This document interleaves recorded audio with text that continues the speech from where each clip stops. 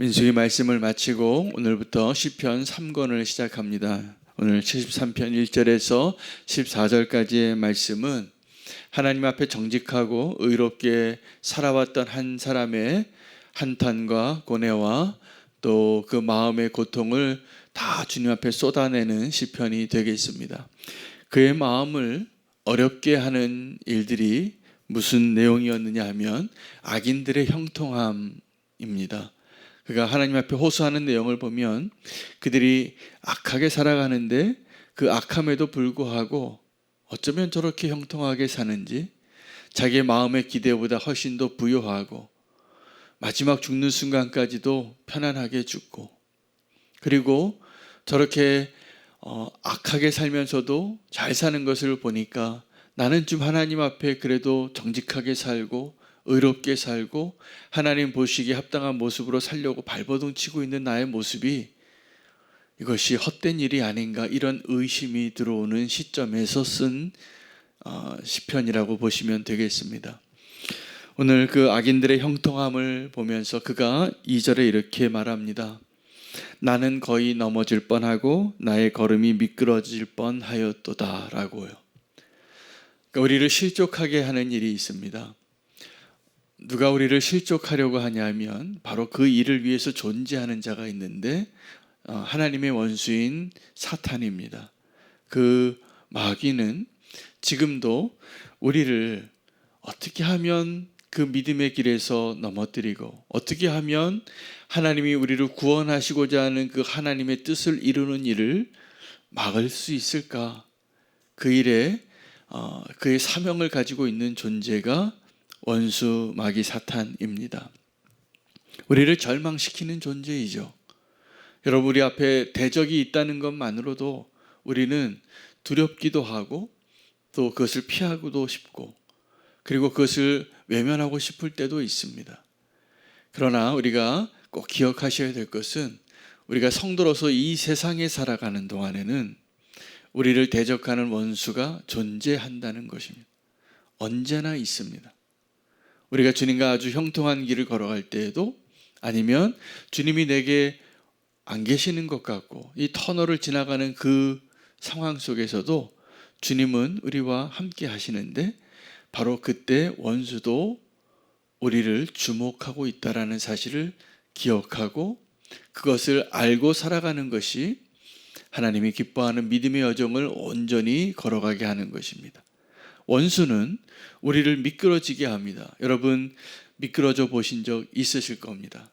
하나님이 우리를 어떻게 놀랍게 창조하셨는지, 우리가 자연스럽게 걸어가는 것 자체가 고도의 균형 감각과 그리고 모든 것이 아주 완벽하게 작동할 때 우리가 정상적으로 걸을 수 있는 거더라고요.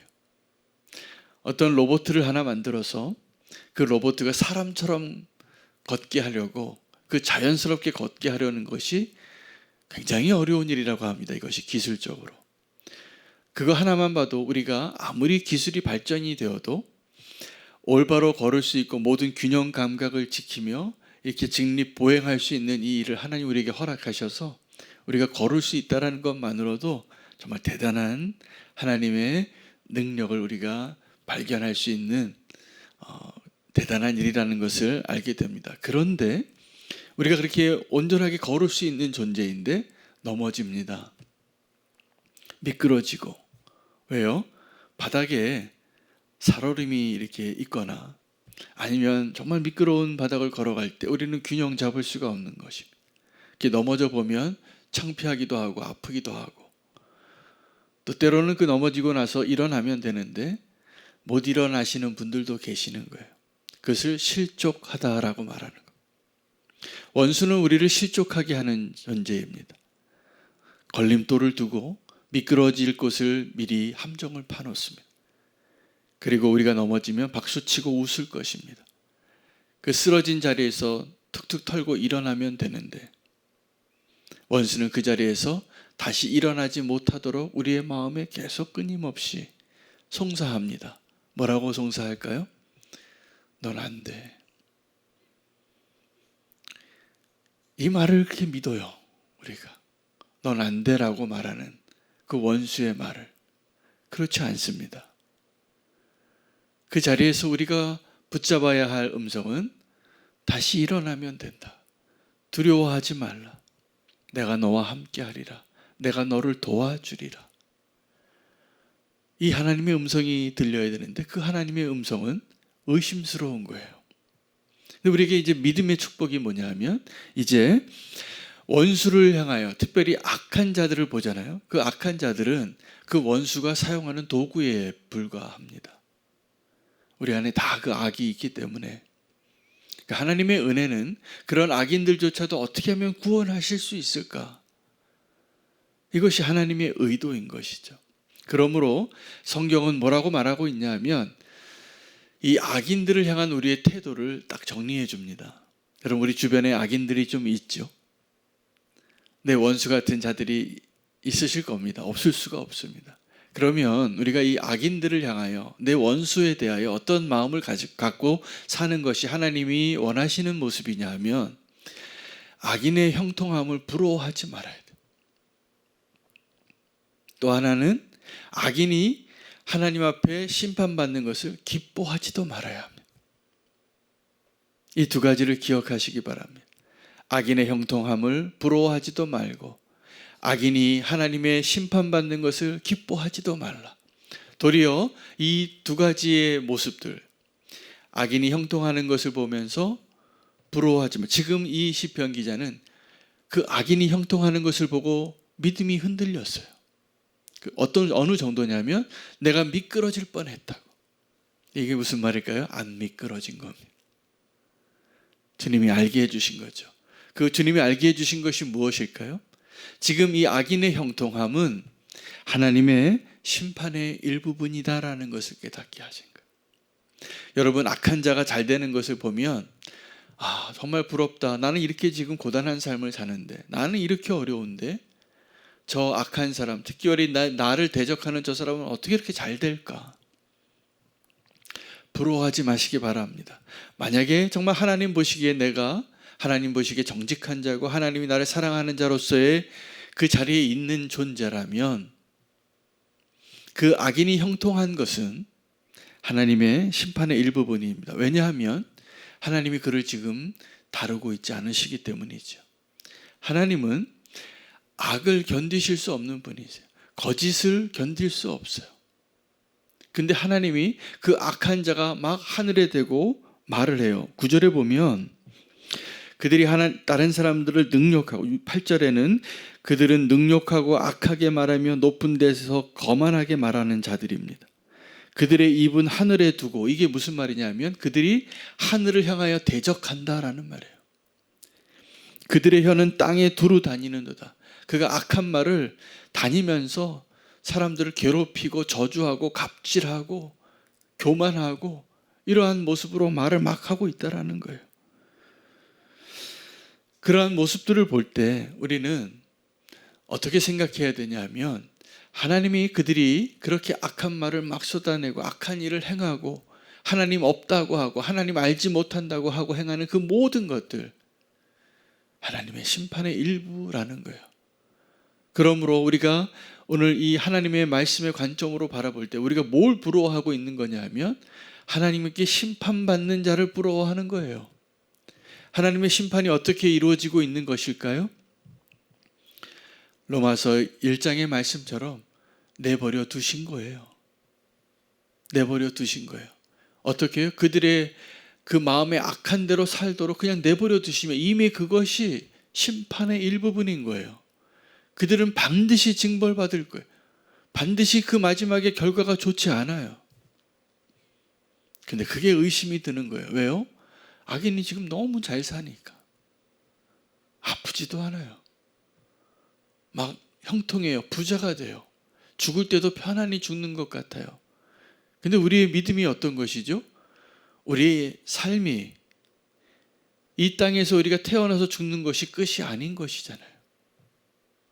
영원한 생명으로 하나님 우리를 초대하셔서 그 천국에서 사는 그 날들을 소망하며 살아갈 때 이 땅에서 우리가 경험하는 이 시간의 일들은 정말 찰나와 같은 겁니다. 그것만 보고 우리가 악인이 형통하다고 결코 말할 수 없는 것이죠. 지금 악인이 형통한 것을 보고 마음에 시험이 들고 부러워하고 그랬다는 거예요, 오늘. 우리같이. 그런데 그럴 필요 없습니다. 그것은 하나님의 심판의 일부분이에요. 그런데 오늘 이 시편 기자는 내 삶을 보니까, 내 모습을 보니까 왜 이렇게 괴로운 일이 많은지,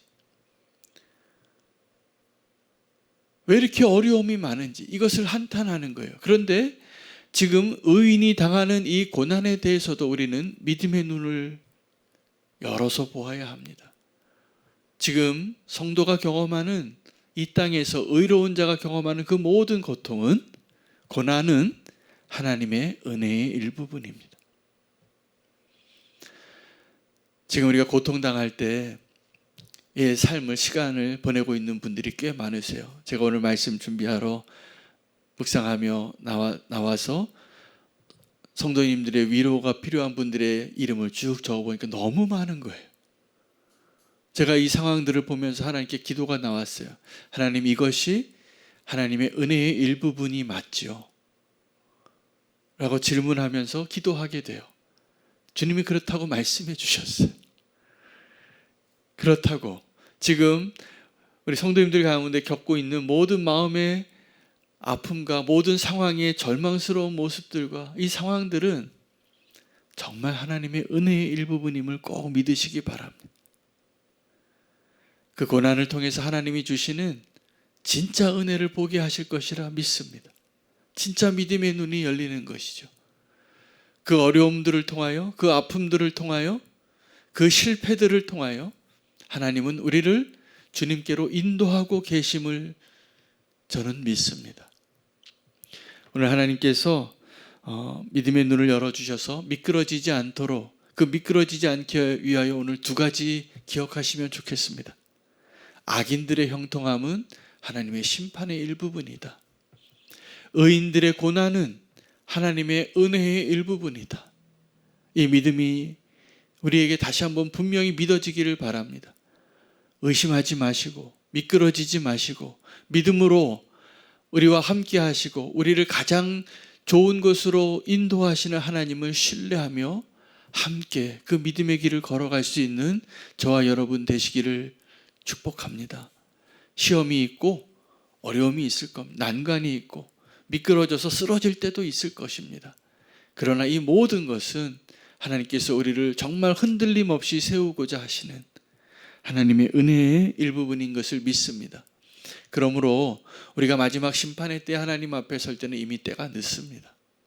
오늘 우리가 믿음으로 설 수 있도록 동일한 인생을 살았던 어떤 누군가의 오늘 이 시편의 고백을 통하여 우리의 인생 가운데 경험하는 악인들의 형통함과 의인들의 고단함을 믿음의 눈으로 해석할 수 있는 저와 여러분 되시기를 원합니다. 이 말씀 주신 것은 주님이 흔들리지 말라고, 미끄러지지 말라고 주시는 말씀이라 믿습니다. 오늘 말씀 붙잡고 흔들림 없이 주님이 원하시는 대로 그 믿음의 길을 가겠습니다. 기도하며 함께 기도할 제목들